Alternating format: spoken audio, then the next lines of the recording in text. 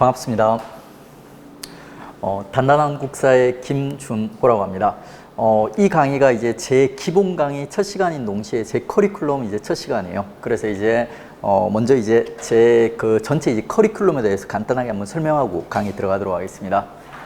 2021년 커리큘럼을 보면 크게 이제 3단계로 진행이 될 거예요. 첫 단계는 이제 기본 과정 해가지고 요 기본 과정은 대략 이제 여러분들이 실전에서 시험을 봤을 때 70점 있죠. 70점에서 한 80점 정도로 갖다 확보할 수 있는 요런 지식들을 갖다 배우게 될 거예요. 그리고 이제 요게 대략 지금 7, 8월 그리고 9, 10월 기본 문제풀이 강의까지 연결돼서 갈 거고요. 그리고 이제 2단계는 여기서 못 다루는 있죠. 좀 심화 포인트들이 있어요. 처음에는 다루기 좀 부담스러운 그리고 출제 빈도가 조금 낮은 부분들이 있거든요. 그 단계를 갖다 이제 11월, 12월에서 이제 심화 과정으로 이제 돌게 될 거고요. 그리고 이제 마지막 단계로서 약간 비어있는 포인트들 그리고 이제 우리가 지금까지 배웠던 내용들을 갖다 숙련도로 높이는 과정들이 있죠. 그 과정들이 마지막 이제 3단계 완성 과정에서 이루어지게 될 겁니다.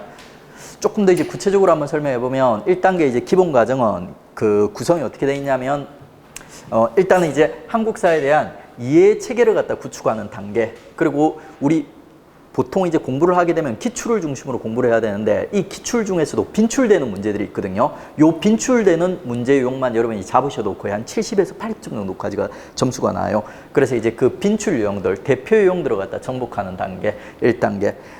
이걸 하기 위해서 우리는 이제 강의를 갖다 듣는 거예요. 첫 번째 가장 뼈대가 되는 강의가 기본 강의예요. 기본 강의. 지금 이 강의예요. 이 강의. 그리고 이제 이 기본 강의가 대략 이제 9월 초까지 연결돼서 갈 거고요. 9월 초가 끝나고 나면 바로 이제 기본 문제풀이 강의. 여기서 배웠던 내용들을 갖다가 적용해보는 연습, 적용하는 이제 강의, 기본 문제풀이 강의로 이제 연결해서 들어갈 거예요. 자, 요게 이제 우리 기본 과정에 이제 뼈대가 되는 강의고, 그 다음에 혹 이 강의를 갖다 못 따라오시는 분들이 있어요. 대부분은 따라오세요. 한 10명 중에 한 7명 정도, 8명 정도는 따라오세요. 근데 한 1명, 2명 정도가 이 강의를 갖다 좀 어려워하시는 분들이 있어요. 국사에 대한 배경 지식도 전혀 없고, 국사랑 홍합도 전혀 안 맞고, 그리고 이제 지금까지 공부도 전혀 안 해보신 이런 분들이 있죠. 이런 분들이 이 강의를 듣고 못 따라온 케이스도 있습니다. 그런 분들을 위해서 있죠. 조금 친절하게 기본 강의 내용 중에서도 가장 뼈대가 되는 내용들이 있죠. 그것들을 갖다 깜찍하게 줄이는 기초 강의가 있어요. 요건 제대로 된 강의라기보다는 기본 강의에 어떻게 보면 이제 요약본이라고 해야 되나? 가장 중요한 포인트들이 있죠. 짧게 이제 정리해주는 이런 강의가 이제 병행해서 진행이 되게 될 겁니다. 이게 7, 8, 그리고 이제 9, 10 해서 이제 연결해서 나갈 거고요. 요게 진행된 다음에 나중에 이제 11, 12월 달에 심화 과정을 갖다 나가게 될 거예요. 보통 이제 강사들 심화 과정 하면 기본 내용부터 그 심화 내용까지 쭉 연결해서 100시간이 넘는 방대한 이제 한국사 강의를 하기도 하는데 저는 그렇게 안 하고 있죠. 심화 과정에서는 우리 앞서 기본 과정 그리고 기본 문제풀이를 통해 가지고 여러분이 기본적인 지식, 기본 유형은 이미 습득했다는 걸 갖다 전제로 해서 깔끔하게 있죠. 심화 유형에만 집중을 할 거예요. 그래서 상당히 짧게 진행이 될 겁니다. 한 40시간 내외로 진행이 될 거예요. 기본적인 지식이 습득이 안 된 학생들한테는 이 강의는 듣기가 어려운 강의가 될 거예요. 근데 기본 내용이 잘 정리가 된 학생들한테는 있죠. 짧은 시간에 국사를 갖다 완성할 수 있는 최고의 이제 강의가 될 겁니다. 요 심화 강의에서는 예상되는 심화 유형, 분명히 심화 유형에 좀 다루기 어렵지만 기출에 나올 거라고 예상되는 문제들 있죠. 기존 기출에서 직간접적으로 한 번씩 터치된 애들이에요. 그런 애들을 갖다 이제 다루는 강의가 될 겁니다. 여기서는 강의가 이제 하나로 구성되어 있어요. 심화 강의 해가지고 심화 내용을 갖다가 다루고 있죠. 이 심화 내용을 적용하기가 또 쉽지가 않거든요. 그래서 바로 있죠. 요 심화 내용으로 갖다가 문제를 갖다가 적용해보는 연습까지 같이 시키는 심화 내용 강의와 그 다음에 심화 문제풀이가 이제 결합되어 있는 강의라고 이제 보시면 돼요. 기본 내용으로 갖다 스킵하면서 가기 때문에 짧은 시간에 이제 많은 내용들을 갖다 다룰 수가 있을 겁니다. 요 강의까지 하면은 거의 이제 여러분들 실력이 이제 거의 완성돼서 한 90점대 보통 올해 시험 같은 경우 올해 지방직이라든지 올해 국가직 시험 정도로 이제 기준으로 하자면 거의 한 90점 정도 그리고 지방직 정도는 거의 한 100점까지 나올 수 있는 실력이 이제 완성될 수가 있어요. 그리고 이제 마지막 단계가 이제 완성 단계. 약간씩 이제 심화 과정에서 다루기 어려운 좀 특수한 주제들 이런 것들이 있거든요. 요런 주제들을 갖다 이제 빈틈을 메우고 있죠. 동시에 지금까지 이제 배운 지식들을 갖다가 뭐 암기법이라든지 모의고사 같은 걸 갖다 통해서 숙련도를 갖다 높이는 이제 마지막 단추를 끼우는 단계라고 보시면 돼요. 총 이제 4개의 강의로 구성이 되어 있어요. 빈틈 메우기 특강, 뭐 특수한 주제들이 있죠. 이런 주제들을 갖다 다루는 강의고, 그 다음에 사료 특강. 이 사료 특강도 들으면 되게 이제 도움이 많이 돼요. 작년도까지 제가 사료 특강을 갖다 필수 과정으로 안 넣었거든요. 근데 사료를 갖다가 문제를 풀면서 스스로 잘 적용을 하는 학생들이 있는데 적용을 못하는 학생들이 있어요. 사료를 제대로 적용을 갖다가 사료에다 우리 배운 지식들을 제대로 적용을 하냐 못하냐에 따라서 한 2문제 정도가 차이가 나거든요. 그래서 이제 이 과정도 이제 같이 필수로 놓도록 하겠습니다. 스스로 할 수 있는 학생들도 같이 사료 특강을 갖다 듣게 되면 있죠. 적용하는 속도라든지 정확도 같은 게 이제 높아질 수가 있습니다. 자, 그리고 이제 요까지가 이제 필수 과정이고, 그 다음에 이제 옵션 강의가 이제 2개가 있는데, 첫 번째가 이제 암기법 특강. 제가 이제 암기법이 좀 유명하거든요. 교재도 이제 암기법, 교재도 이제 따로 있고 그렇습니다. 그래가지고 이제 요거는 꼭 들어야 되는 건 아닌데, 제가 수업 시간에도 암기법을 갖다 많이 소개시켜드려요. 그 암기법들을 쫙 정리해드리고, 그리고 이제 수업 때 못 다뤘던 암기법까지 이제 같이 이제 정리해드리는 암기법 특강. 학생들이 뭐 제일 선호하는 강의 중에 하나입니다. 자, 다음에 이제 마지막 단계가 이제 최종 모의고사. 작년까지는 저는 이제 모의고사는 그렇게 중요시 생각 안 했어요. 왜 그러냐면 요 과정들을 거치면 있죠. 실제로 실력이 완성이 되고, 이거 보나 안 보나 거의 뭔가 공부가 완성이 돼서 시험 보면 이제 거의 만점이라든지 합격권까지 성적이 나올 수가 있어요. 근데 작년 경험을 통해서 제가 이제 조금 마음이 바뀌었어요. 일단 작년에 제가 이제 최종 모의고사를 갖다 조금 가볍게 이렇게 냈더니 불만이 좀 나왔고요. 그 다음에 이제 그 대충 가볍게 제가 이제 모의고사를 갖다 10세트 만들어줬는데, 그거를 보고도 학생 하나가 자기가 시험 직전에 시험장에 들어가기 전에 모의고사를 갖다 보고 갔는데 그 모의고사에 도움을 많이 받았다면서, 모의고사 때 다뤘던 내용들 때문에 뭐 여러 문제를 갖다 건졌다면서 이런 그 글을 갖다 제 카페에 올려놓으시더라고요. 실제로 그 학생은 공부가 지금 완성이 안 된 거예요. 원래는 제대로 기본 과정 듣고 심화 과정 듣고 있죠. 이런 내용들을 들었으면 이걸 안 들어도 원래는 성적이 나와야 되고 그러니까. 근데 그 학생은 이제 그 과정을 갖다 충실하게 못 밟은 거죠. 근데 모든 학생들이 이 과정을 충실하게 밟고 시험장에 들어간다는 보장이 없거든요. 마지막에 짧은 시간에 있죠. 한두 문제라도 공부가 완성이 안 된 상태에서 한두 문제라도 건져야 되는 학생들이 분명히 있을 거라는 거예요. 그 학생처럼. 그래서 이제 올해부터는 모의고사 있죠. 최종 모의고사도 제가 이제 많이 신경을 갖다 쓰고 있죠. 실전처럼 이렇게 여러분 연습할 수 있도록 노력을 갖다 하도록 하겠습니다. 자, 이렇게 해가지고 이제 우리 이제 그 3단계까지 해서 국사 공부가 완성이 되실 거예요. 일단 이제 심화 과정까지는 12월까지 해가지고 쿼리가 확정되어 있고 있죠. 요거는 이제 시험 직전에 이런 강의들이 이제 짧게 짧게 특강 형태로 이제 진행이 돼갈 예정입니다. 자, 그러면 이제 오리엔테이션은 길게 하면 안 좋죠. 그러니까 이 정도에서 끝내고 있죠. 우리 진짜 이제 우리가 국사 시험을 봐요. 시험에 나올 내용들에 한번 들어가 보도록 하겠습니다. 자, 첫 번째 이제 여러분들이 이제 국사라든지 한국사 교과서라든지 뭐 기본서라든지 이런 것들 보시면 있지 않습니까?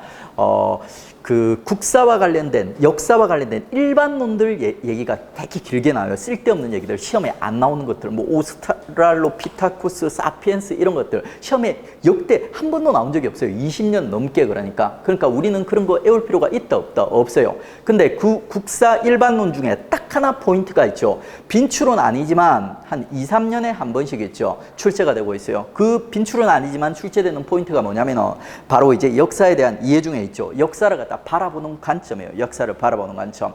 역사를 바라보는 관점에 있죠. 역사가들이 이제 2가지 역사를 바라보는 관점이 있다는 거예요. 지금 이거 잘 보이세요? 잘 안 보이세요? 잘 안 보이면 좀 앞으로 와도 되고요. 그리고 잘 안 보이시면 이 내용들이 전부 교재에 있는 거예요. 교재. 그래서 혹시 잘 안 보이시는 내용은 교재를 참고해 주세요. 자, 역사를 바라보는 관점이 2개가 있는데 이 2개를 구별하는 문제가 나와요. 일부의 역사가들은 역사를 이렇게 바라봐요. 역사는 있죠. 철저하게 객관적이어야 하고 있죠. 객관적인 게 역사다. 이렇게 보는 거예요. 대표적인 역사가는 랑케라는 사람이 있고 있죠. 요런 사람은 역사를 갖다 이렇게 보는 거예요. 과거에 일어난 있죠. 모든 일들, 우리 역사가들이라든지 우리 후손들이 관심을 가지는 안 가지는 있죠. 과거에 일어난 모든 일들은 공평하게 다 역사다. 주관을 개입하지 않은 객관적 의미로 역사를 바라보는 역사관이에요. 그리고 여기서 더 중요한 건 뭐냐면 요 사실이라는 단어예요. 포인트 동그라미 해주세요. 이걸 갖다 이렇게 역사를 갖다 해석하는 사람이 역사를 뭐라고 부르냐면 있죠. 사실로서의 역사, 사실이라고 부르는 거예요. 그래서 여러분은 뭐를 암기하셔야 되냐면 요 사실이란 단어 안에 있지 않습니까? 객관성이 숨어 있다는 걸 갖다 암기하셔야 돼요. 사실이란 단어만 주어지면 이거는 객관적으로 역사를 보는 애들의 언어지, 용어지 이렇게 연결할 줄 아시면 돼요. 사실 안에 객관성 숨어 있다. 그 다음에 이제 반대로 있죠. 역사를 갖다 아주 주관적으로 바라보는 애들이 있는 거예요. 카가 대표적인 주관적인 이제 역사를 해석하는 인물이고 있죠. 얘는 이렇게 해석해요. 역사는 과거와 현재 사이의 대화라는 거예요. 이 말은 무슨 말이냐면 역사가 그리고 우리 후손들이 있지 않습니까? 주관적으로 의미를 부여하고 관심을 가지는 부분들이 있죠. 이런 애들만이 역사라는 거예요. 모든 역사적 사실이 공평하게 역사가 아니라 우리가 관심을 가지고 의미를 부여하는 것만 역사다. 그래서 이제 역사가 주관적 해석이 개입돼서 역사가 탄생한다. 이렇게 해석하는 애들이 바로 이제 주관적 역사, 주관적으로 역사를 보는 애들입니다. 그리고 여기서도 제일 중요한 거는 기록이라는 단어예요. 요 기록이라는 단어 안에 있죠. 주관성이 함유되어 있다는 거. 결국 시험 문제는 어떻게 나오냐면 있죠. 사실과 기록을 갖다 구별하는 형태로 문제가 구성이 되어 왔습니다. 지금까지 계속 줄곧 시험에서는 이렇게 오답을 구성해요. 주관적 의미의 사실 이런 맞아요, 틀려요? 틀렸죠, 그러니까 이런 식으로 오답을 구성을 하는 거예요. 그 다음에 객관적 의미의 기록 이런 식으로. 그렇기 때문에 여러분은 요 두 개를 갖다 연결해서 암기를 해주시면 돼요. 객관성과 사실, 그 다음에 주관성과 기록. 암기하는 팁이 있는데 그게 뭐냐면 객사주기라는 거예요. 객사주기. 여러분들이 겨울에 가면 그 노숙자분들 있지 않습니까? 추워서 이제 주기적으로 객사를 하는 거예요. 그래가지고 그분들이 이제 객사하는 주기, 객사주기. 사실 안에 객관성이 품어져 있고, 그 다음에 기록 안에 주관성이 품어져 있다. 객사를 연결할 줄 알고 주기를 연결할 줄 알면 여러분은 이것과 관련된 문제들을 다 풀 수가 있어요. 자, 문제 이런 식으로 출제됩니다. 역사의 관점에 대한 다음 설명 중 옳지 않은 것은 역사라는 말은 일반적으로 과거에 있었던 사실과 조사되어 기록된 과거라는 두 가지 의미를 가지고 있다. 자, 과거에 있었던 사실, 이거는 이제 객관적으로 역사를 보는 시각이죠. 그 다음에 조사되어 기록된 과거라는 요거는 이제 주관적으로 역사를 바라보는 시각이에요. 그러니까 두 개의 시각이 있다는 되게 일반론적 얘기를 한번 언급해주고 있는 거예요. 포인트가 없어요, 이거는. 거의 교장 선생님 말씀. 그 다음에 여기서부터 이제 여러분 판단을 하셔야 돼요. 사실로서의 역사는, 자, 사실 앞에 뭐가 숨어 있다? 객관성, 주관성. 객사예요. 객관성이 숨어 있어요. 객관적 사실로서의 역사는 시간적으로 현재에 이르기까지 일어난 모든 과거의 사실을 의미한다. 맞아요, 틀려요? 맞습니다. 자, 그 다음에 기록으로서의 역사. 기록 앞에는 주기입니다. 주관적 기록으로서의 역사는 과거의 사실을 토대로 역사가가 이를 조사, 연구하여 주관적으로 재구성한 것을 말한다. 맞아요, 틀려요? 맞죠? 그 다음에 4번. 사실로서의 역사. 자, 객사죠. 객관적 사실로서의 역사는 주관적 의미의 역사라고 할 수 있다. 맞아요, 틀려요? 틀렸죠, 그러니까. 지금 사실은 객관성을 품고 있는데 주관성이랑 매칭을 갖다 시켜버린 거예요. 오답 어떻게 짜는지 아시겠죠? 요런 문제가 요 파트의 가장 대표적인 있죠. 전형적인 문제예요. 이제 사실이라든지 뭐 기록이라든지 역사를 바라보는 관점이 나오면 여러분 무조건 객사와 주기를 갖다 떠올리시면 돼요. 객사, 주기. 그러면 이제 이 문제에 대응을 하실 수가 있습니다. 나머지 얘기들은 역사와 관련된 거의 상식적인 얘기 있지 않습니까? 일반적인 얘기예요. 교장 선생님 말씀 같은 포인트가 없는 너무 상식적인 얘기들이 나오기 때문에 그냥 스킵해서 넘어가시면 돼요. 자, 그리고 이제 이 강의는 기본 강의고 이 교재 지금 얇게 느껴지실지 모르지만 여기에 있지 않습니까? 온갖 심화 문제들 다 나와 있어요. 7급이라든지 경찰이라든지 기상직이라든지 있죠. 이런 시험까지도 전부 커버할 수 있는 지식이 다 담겨 있어요. 이게 얇게 느껴져서 여러분 만만하게 보일지 모르지만 그렇기 때문에 요 안에도 되게 심화, 극심한 내용들이 같이 담겨 있기 때문에 지금 기본 강의이기 때문에 요 내용으로 갖다 전부 다루지는 않을 거예요. 여기서 우리가 이제 기본 과정 70점 있죠. 에서 80점 정도로 갖다 확보할 수 있는 지식들, 그 지식들만 선택적으로 제가 알려드릴 겁니다. 그래서 이제 뭐 우리 민족의 기원 같은 거 있죠. 이런 내용들은 지금 기본 강의에서는 스킵하게 됩니다. 제가 혹시 안 다뤄드린다면 있죠. 요 내용은 심화라든지 아니면 이제 그러니까 빈틈 메우기에서 다루려고 지금 스킵하는 것보다 이렇게 생각하시면 돼요. 자, 그러면 이제 역사와 관련된 있죠. 일반론 거기서 출제되는 포인트 객사주기 확인을 했고요. 그 다음에 이제 본격적으로 우리 역사와 관련된 얘기 들어가겠습니다. 우리 역사에서 가장 첫 번째 마디를 갖다 이루는 단원이 뭐냐면 선사시대와 국가의 형성이라는 단원이에요. 모든 교과서가 보면 이제 첫 번째 대단원이 선사시대와 국사의 형성이라는 국가의 형성이라는 이름을 갖다 가지고 있습니다. 그 대단원 안에 있죠. 소주제가 3개가 있어요. 소주제가 3개. 첫 번째 소주제가 뭐냐면 바로 이제 선사시대, 우리가 일반적으로 선사시대라고 불리는 있죠. 구, 신, 청, 철, 구석기, 신석기, 청동기, 철기시대와 관련된 내용이에요. 이 시대의 이제 생활상들을 여러분이 배우고 구별할 줄 알면 있죠. 이 파트와 관련된 문제를 또 하나 맞출 수가 있어요.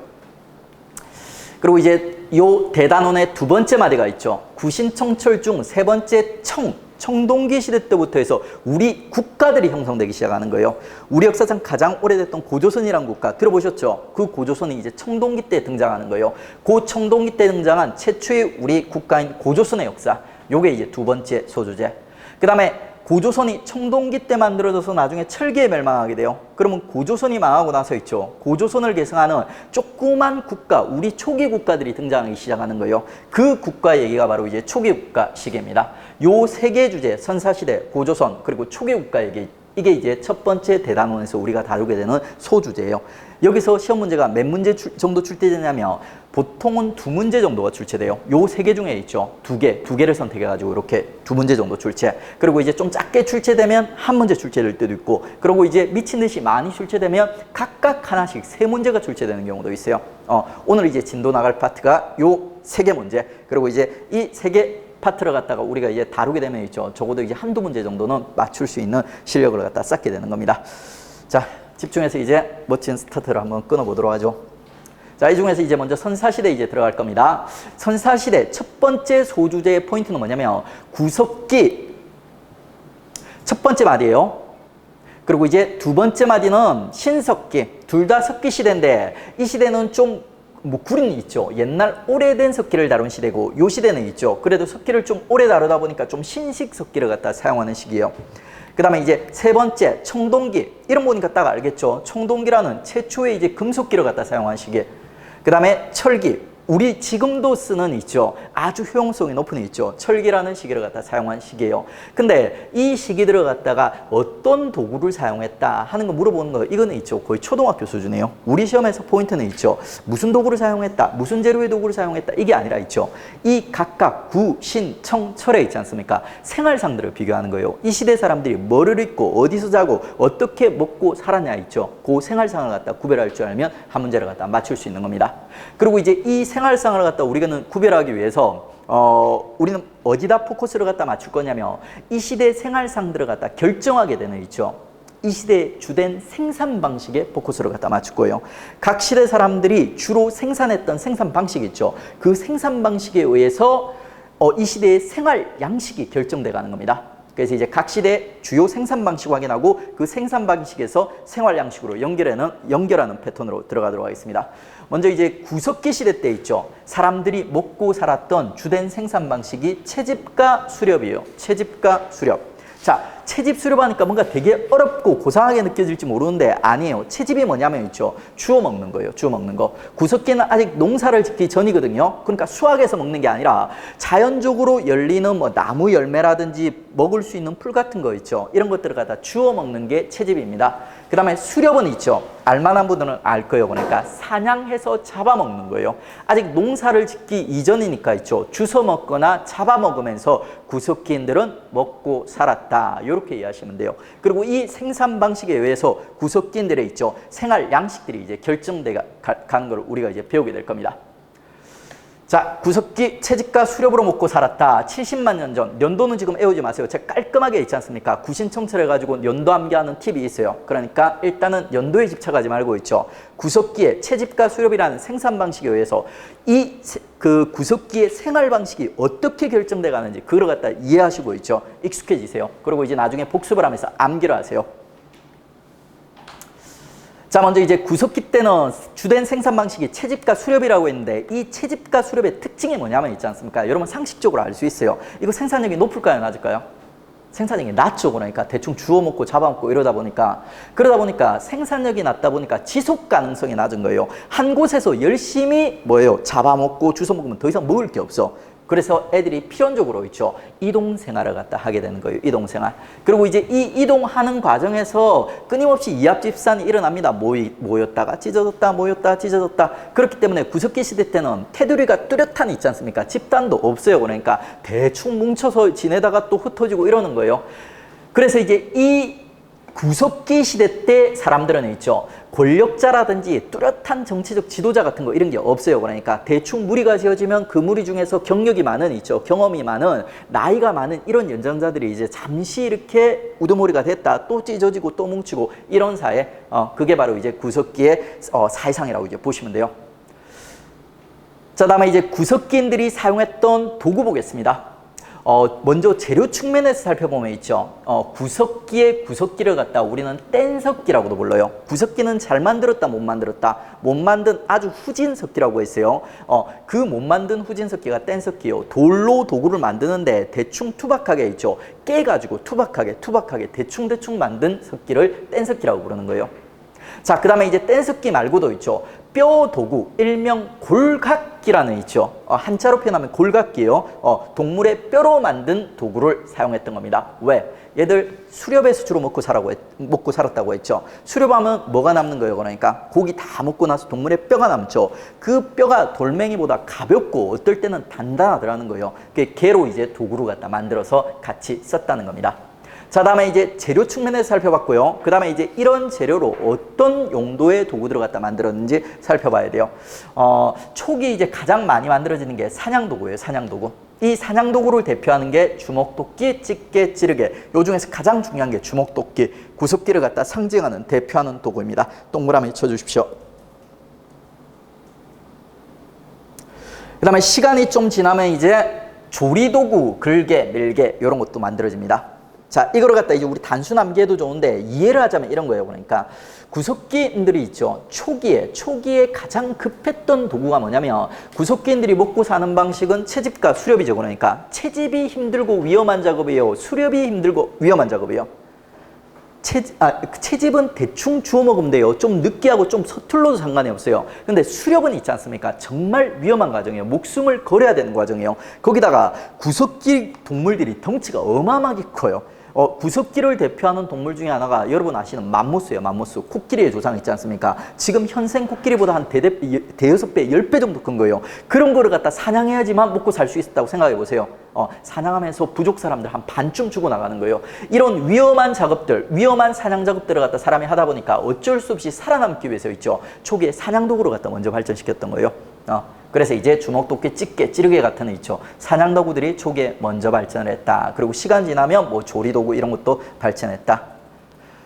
다음에 요 두 개를 갖다가 용도로 구별할 수 있어야 되는데 구별하는 방법은 있죠. 팁을 알려드릴게요. 다 엄밀하게 외울 필요 없이 익숙해진 다음에 이렇게 구별하세요. 자, 주먹도끼, 집게, 찌르개는 사냥도구니까 있죠. 뭔가 맞으면 아플 것 같이 생겼어요. 맞으면 피가 날 것 같이.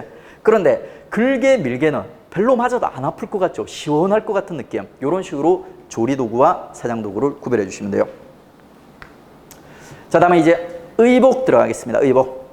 자, 의복도 뻔해요. 그러니까 원래 이제 전근대인들이 주로 옷감을 사용했던 재료들은 대부분 식물로부터 나와요. 마라든지 목화라든지 이런 것들 있죠. 근데 구석기인들은 아직 농사를 안 짓죠. 식물에 대한 지식이 있을까요? 없을까요? 없어요. 식물로부터 실을 뽑아낼 수 있다는 것 자체를 이 무식한 것들은 몰라. 그래서 얘들의 옷감으로 쓸 수 있었던 재료는 딱 하나밖에 없어요. 뭐? 사냥을 하죠. 사냥을. 사냥하고 남는 동물의 가죽이 있죠. 그걸로 옷을 만들어 입었던 거예요. 가죽은. 자, 마지막으로 구석기 생활의 이제 마지막, 이제 주거예요.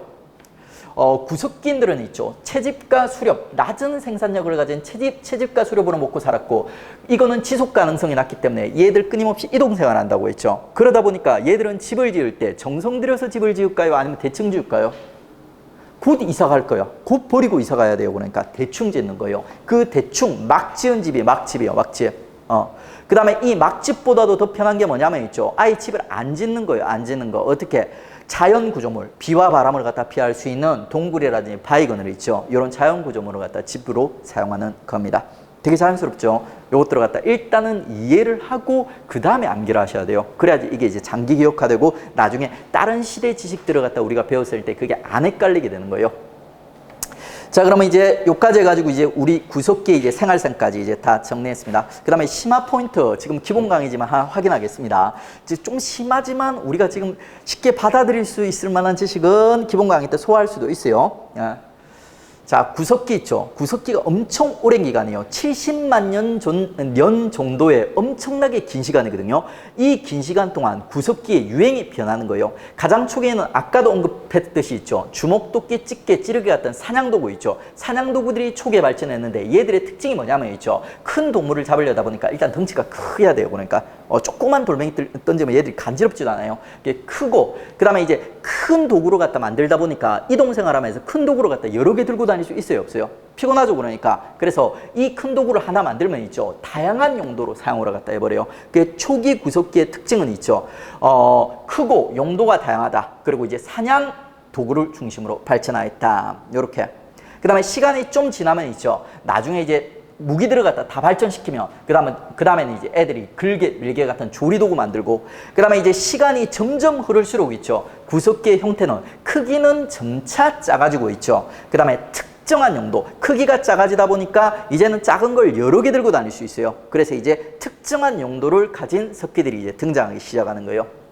그러면 이 초기에는 크고 다용도, 그리고 시간이 지날수록 있죠, 작아지고 여러 가지 용도, 이 작아진 석기들을 갖다 우리는 이제 크기가 작다고 해서 잔석기 이렇게도 부릅니다. 이 잔석기를 대표하는 석기들이 이제 돌날, 격지. 격지가 뭐냐면은 큰 돌멩이에서, 큰 몸돌에서 있지 않습니까? 조그맣게 조각 내서 떼낸 돌들을 갖다 얘기하는 거예요. 돌날 모양으로 떼놓은 격지 있죠. 이런 것들이 이제 잔석기를 갖다 대표하는 토기입니다. 쓴배지르기도 유명한데 얘는 뒤쪽에서 이제 우리 중석기라 해가지고 다시 다루게 됐거든요. 그래서 이름만 한번 봐주시고 넘어가시면 돼요. 자, 다음에 이제 OX 문제 있죠. 요거 은근 이거 상식적인 내용이긴 한데 시험에 출제는 잘 안 되고 조금 까다로운 내용이라서 이런 내용은 이제 심화 때 다루도록 하겠습니다. 여러분 영 궁금하시면 페이지 그 교재 맨 뒤에 보면 OX 정답이 있는데 아직까지 안 보셔도 돼요. 시험에 출제 빈도가 낮습니다. 자, 그러면 이제 우리 구석기 생활상은 다 정리했어요. 그러면 이제 구석기 끝났냐? 아니에요. 그러니까 아주 즐거운 이제 암기 시간이 남아 있습니다. 공무원 공부는 있죠, 국사를 비롯해서 다른 모든 과목이 결국에 시작은 예를 바탕으로 시작을 해요. 그러니까 근데 완성은 뭐를 통해서 완성을 된다? 암기를 통해서 완성을 돼요.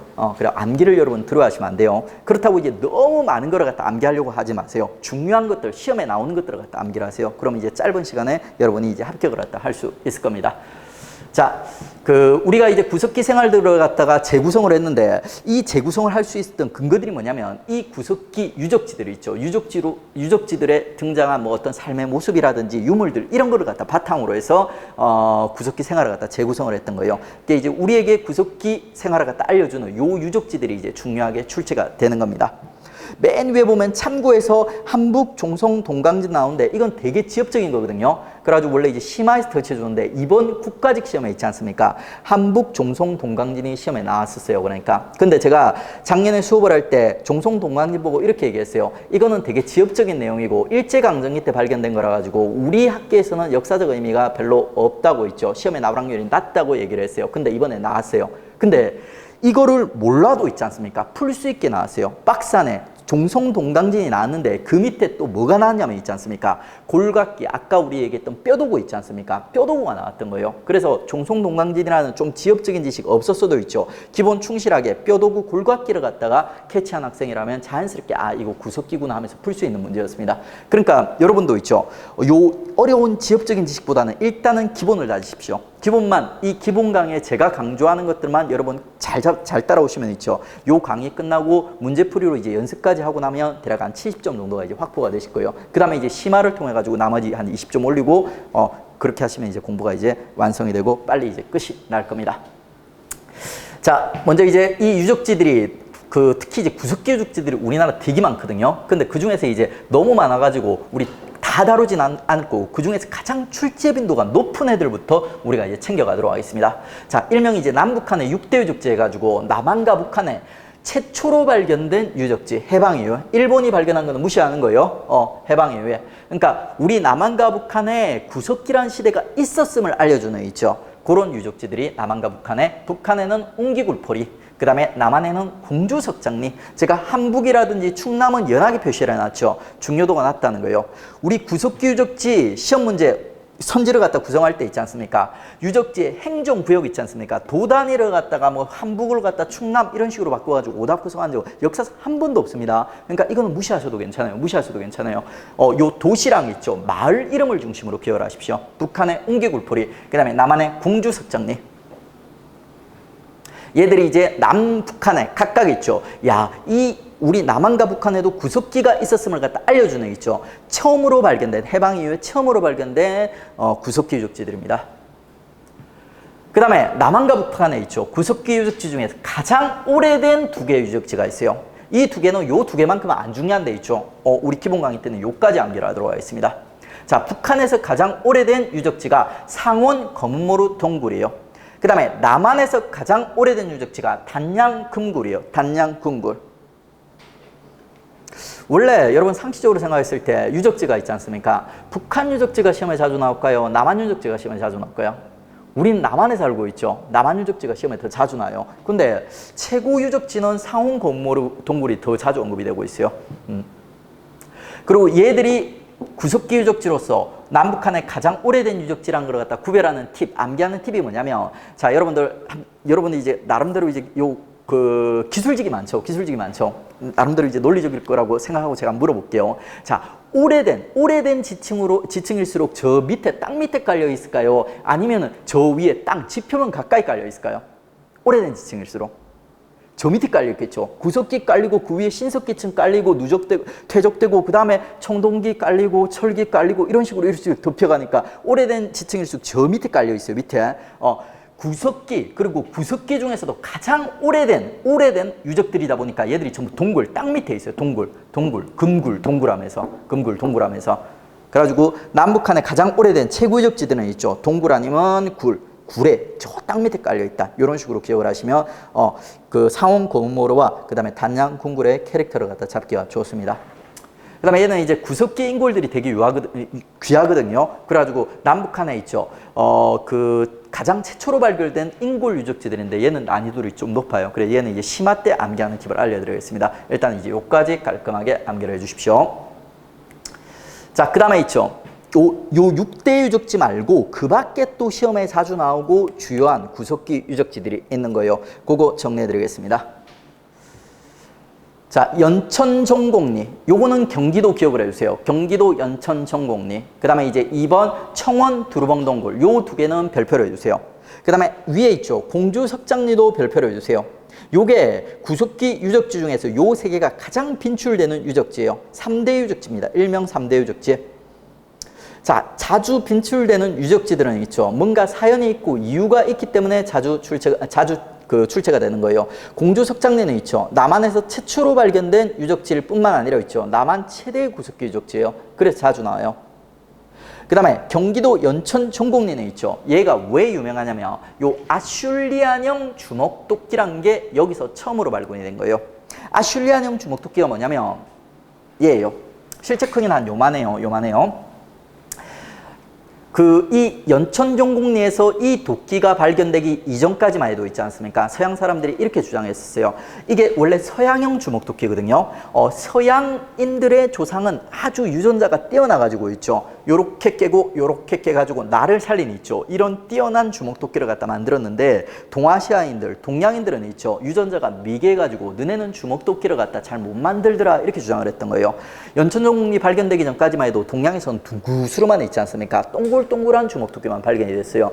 그래가지고 이제 이 주먹도끼를 가지고 애들이 인종차별을 하는 근거로 쓰고 있었던 겁니다. 그 상황에서 있죠. 동아시아에서 최초로 있죠. 우리나라 연천정곡리에서 서양형, 아슐리안형 주먹도끼가 발견이 된 거예요. 그래서 이게 이제 아주 역사적 함의가 깊은 이제 유적지입니다.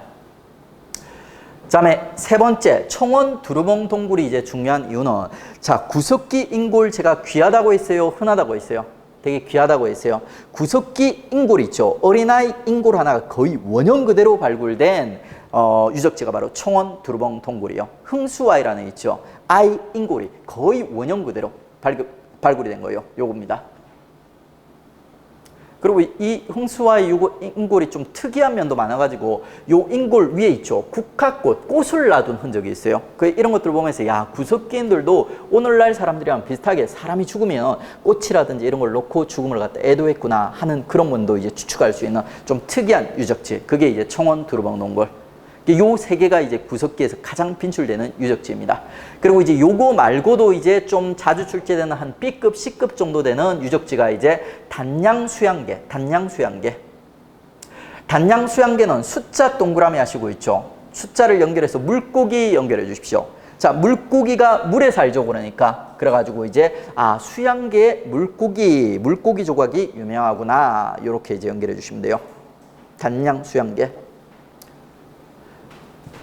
그리고 제천 전말동굴, 제천 창내, 제천, 충북 제천 쪽에 또 구석기족지가 많아요. 이게 충북 제천뿐만 아니라 지금 보면 우리 구석기족지 보니까 어떤 행정구역이 가장 자주 나와요? 충청도가 어마무지 자주 나오죠. 보니까 충청도. 왜 그러냐면 충청도에 석회암 동굴이 많았어요. 석회암 동굴. 그리고 구석기인들이 동굴을 좋아했다고 했죠. 그래가지고 인골이 그 구석기족지가 많이 남아 있는 거예요.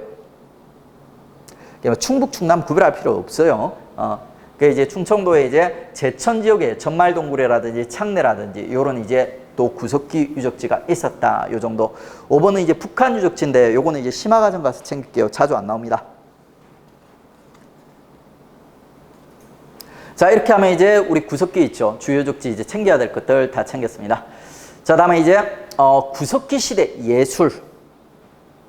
이게 꼭 진짜 예술이라기보다는 있지 않습니까? 구석기인들이 주로 동물뼈 있죠. 사냥하고 남은 동물뼈에다 그림, 조각을 갖다 새겨놓는 게 몇 개 발견이 되는 거예요.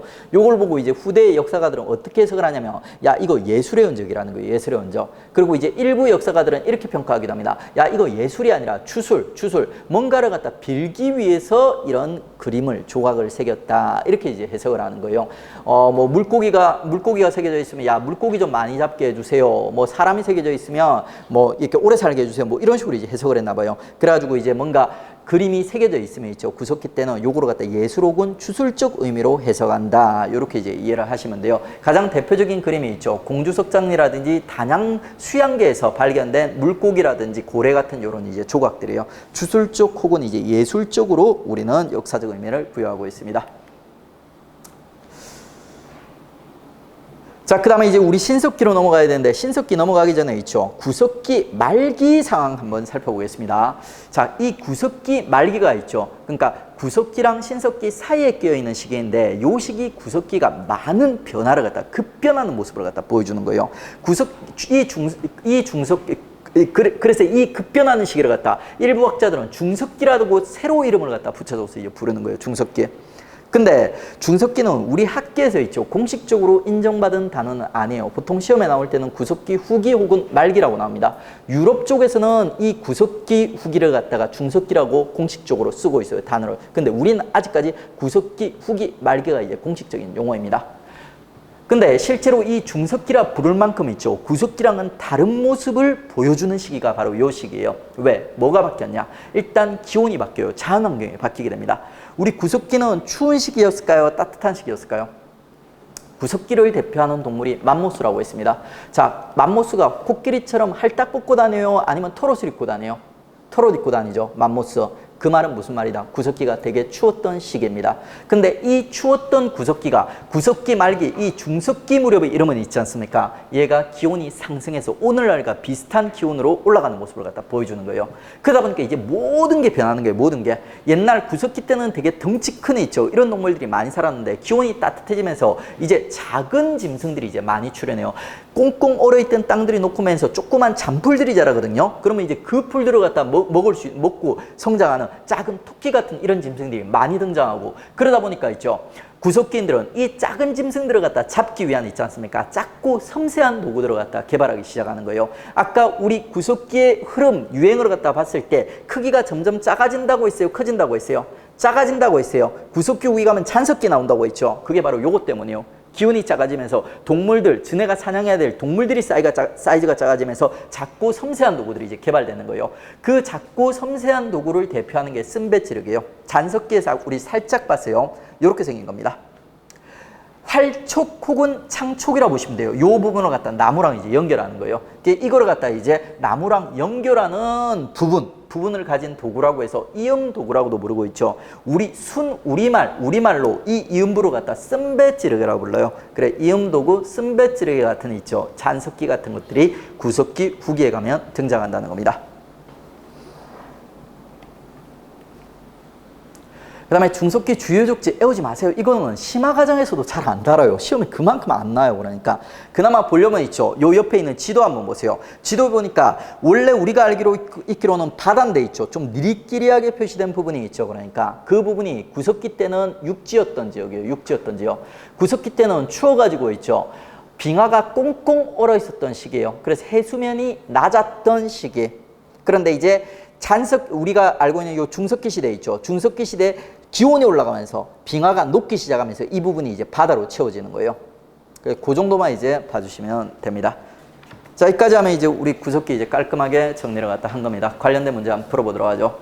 자, 우리나라 구석기 시대의 생활에 대한 설명으로 옳지 않은 것은 동굴 바위 그늘에서 살거나 강가에 막집을 짓고 살았다. 구석기에 대한 설명 맞아요, 틀려요?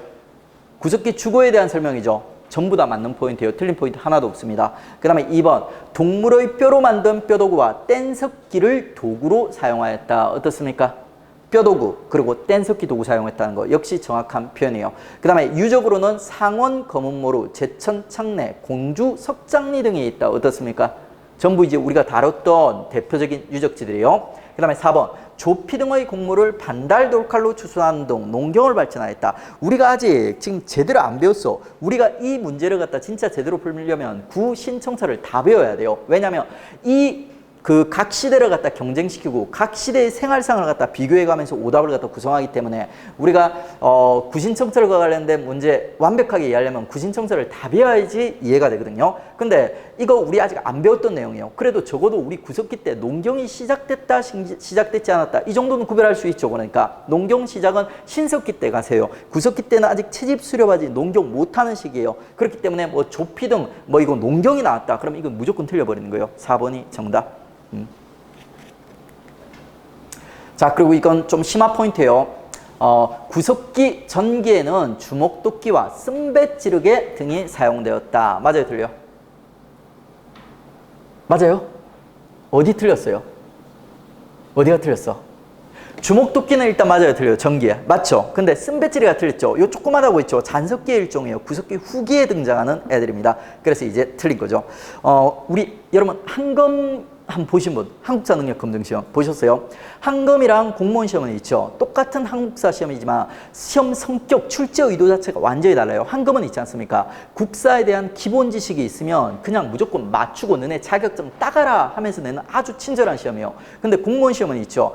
뭐 100명, 200명, 심하게는 뭐 한 200명 정도 되는 경쟁자 중에서 한 명을 갖다가 합격자를 갖다 뽑기 위한 시험이기 때문에 시험이 어떻게 발전을 했냐면 떨어뜨리기 위해서 시험 문제가 발전을 했어요. 그러니까 너네 알고 있어도 너네 실수해가지고 틀려라 이런 식으로 시험 문제가 발전을 해요. 한검은 여러 가지 사례가 나오면 딱 하나 사례가 맞지 않습니까? 그럼 뒤에도 줄줄이 맞는 애들이 나와요. 근데 공무원 시험은 야비하게 있지 않습니까? 중간에 싹 하나를 갖다 틀린 거, 틀리기 쉬운 것들을 갖다 넣어가지고 있지 않습니까? 여러분이 틀리기를 갖다 이제 끌어내는 시험이에요. 그래서 이제 한검을 갖다 여러분이 이렇게 잘 봤다고 해서 공무원 시험을 갖다 만만하게 보시면 안 돼요. 근데 이제 한검을 갖다가 뭐 자격증을 땄다든지 공부를 했으면 국사에 대한 기본적인 이제 이해체계가 갖추어져 있을 확률이 높아요. 완벽하게는 아니더라도 어설프게라도 그러면 이제 국사 공부가 조금 하기 수월할 겁니다. 근데 없어도 괜찮아요. 제가 이제 가장 초기 한국사 강의할 때 부사관 군대 장교 있지 않습니까? 장교들 좀 조금 공부를 갖다 안 해보는 애들이 많아요. 그러니까 그 다음에 또 외국인들도 한국사를 갖다 가르쳐 본 적이 있어요. 근데 그런 사람들도 자기들이 성의만 있고 있죠. 시간만 투자하고 꾸준히 하면 있죠. 한검을 갖다 1급을 받아요. 외국인들이. 그러니까 프랑스인, 미국인, 뭐 러시아인 이런 사람들이. 그러니까 여러분 적어도 이제 그 사람보다는 배경 지식이 뛰어나고 그 사람보다는 학습 능력이 뛰어날 거지 않습니까? 그러니까 여러분도 이제 성의만 가지고 공부를 하신다면 있죠. 올해 가기 전에 국사는 이제 뭐 8, 90점 합격권 비슷하게 있죠. 성적이 나올 수가 있을 겁니다. 첫 시간에 이제 요까지 구석기까지 하도록 하겠습니다. 쉬었다가 이제 우리 연결해서 신석기와 청동기 들어가도록 하죠.